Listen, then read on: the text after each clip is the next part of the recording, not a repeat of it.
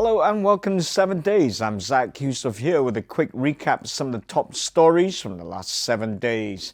At the top of the show, Brit rock and roll icon David Bowie, whose untimely death at age 69 on Monday, just 2 days after releasing what appears to be a parting gift of a new album on his birthday, has sent the world into mourning for a much-loved and much-admired global postmodern artist who straddled the worlds of hedonistic rock, fashion, art and drama for 5 decades, pushing the boundaries of music and his own sanity to produce some of the most innovative songs of his generation. David Bowie died peacefully today, surrounded by his family after a courageous 18-month battle with cancer, read a statement on Bowie's Facebook page dated January the 10th. Bowie's son, film director Duncan Jones, confirmed the death. Bowie had kept a low profile after having emergency heart surgery back in 2004, and it was not publicly known that he had cancer. In London, mourners laid flowers, lit candles, and sang his greatest hits besides a mural to Bowie in the edgy Brixton district of South London, where he was born. Fans also gathered and laid flowers outside the apartment building in New York's trendy Soho district, where he had a home. Bowie died 2 days after releasing Black Star, which won some of the best critical reviews of his career. Sales and streaming of Black Star and Bowie's older albums soared on Monday, rising to the top of Apple's iTunes charts over in the United States and the UK. Streaming service Spotify said streams of Bowie's music were up 2,700% on Monday. Now, since Monday, tributes have poured in from titans of popular music, including the Rolling Stones, old pal and musical sparring partner Iggy Pop, Madonna, rapper Kanye West, and Beatle Paul McCartney. The Vatican also paid tribute to the man, borrowing a verse from his first hit, Space Oddity, to say, "Check ignition, and may God's love be with you." An artist, an innovator, a pioneer, and a jolly nice man to boot. By all accounts, I tell you what, we are going to miss you, David. Okay, coming up, 3 men were found guilty on Thursday over the largest burglary in English legal history, a daring multi-million-pound raid on a safe deposit business in London's jewellery district, led by pensioners who had spent a life in crime. Now, in a plot 3 years in the planning, the gang broke into the vault of the Hatton Gardens safety deposit building during the long Easter holiday weekend last year, entering an elevator shaft and climbing down to the vault, where they then used heavy equipment to drill through a thick concrete wall. Initially thwarted, the gang returned the following day and ransacked 73 deposit boxes, stealing jewels, gold and cash worth £14 million. Now, the combined age of those involved in the heist was about 500, with the youngest at 42, whilst 2 others were in their 70s.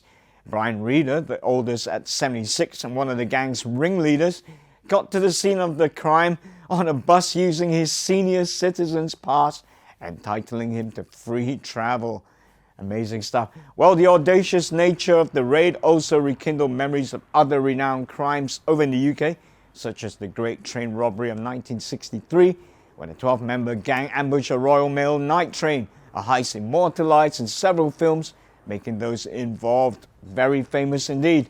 Now, whilst a lawyer representing one of the gangs suggested that the Hatton Garden raid could be made into a movie called Bad Grandpas, detectives said the gang might be old, but they were certainly dangerous men with a string of convictions for armed robbery. Now, the gang will be sentenced in March. Moving along, 46 inmates escaped from a public prison in the northern Brazilian city of Natal early Tuesday morning in the largest single prison break in the history of the state of Rio Grande do Sul. Now, the inmates escaped through a tunnel dug into the ground, which directors of the Raimundo Nonato prison said measured 40 meters long.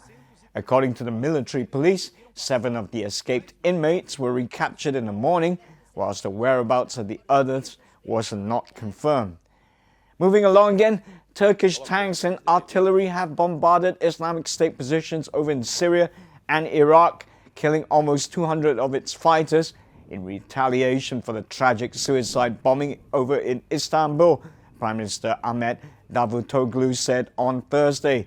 And an Islamic State suicide bomber who entered Turkey as a Syrian refugee blew himself up amongst groups of tourists in the historic city of Istanbul on Tuesday, killing 10 Germans and seriously wounding several other foreigners.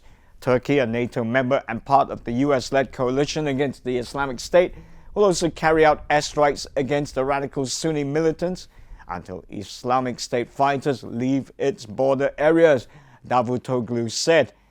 Now, Jakarta was also the scene of another tragic bombing this week when several explosions went off and gunfire broke out in the center of the Indonesian capital on Thursday.